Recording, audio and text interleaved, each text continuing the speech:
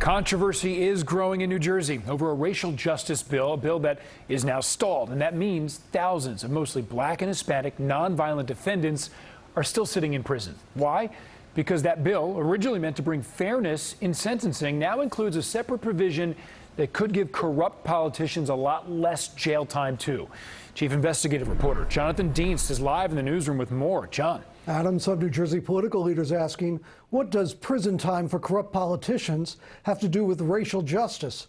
Well, New Jersey State Senate linked the two issues. Now a bill originally meant to provide fairer sentencing for mostly minority defendants appears to be dead.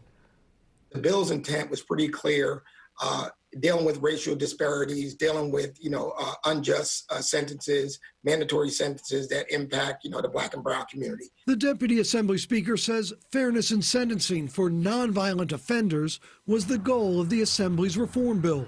But then this powerful state senator, Nick Sacco, helped add an amendment.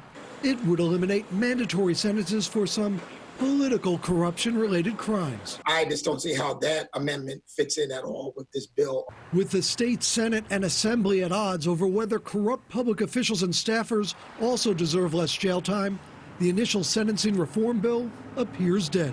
Governor Murphy voiced his anger.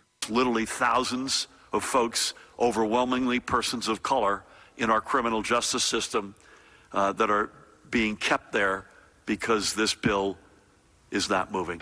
Politico New Jersey first reported Democratic Senator Sacco added the amendment as his girlfriend's son, Walter Somick, has been fighting official misconduct charges amid no-show job allegations in North Bergen, a town where Sacco also serves as the mayor. Sacco denies his motives are personal. Through a spokesman, he says he supports sentencing reform for low-level offenders, but official misconduct charges also should not have state mandatory minimums. It should be based on the severity of each individual case. That sentencing should be made by a judge and not by legislators. The amendment makes the entire bill package stronger. Sacco pointed to a past case where, in his view, a former DPW worker in North Bergen got a harsh mandatory sentence even though he was a first-time offender. Sacco himself has been at the center of past controversies, ranging from allegations of corruption at North Bergen's housing authority to questions of abuse of power at City Hall, allegations he denies. Without getting into personalities or names, the governor did not mention anyone he blames for the overall reform failures. Sacco has been a Murphy supporter.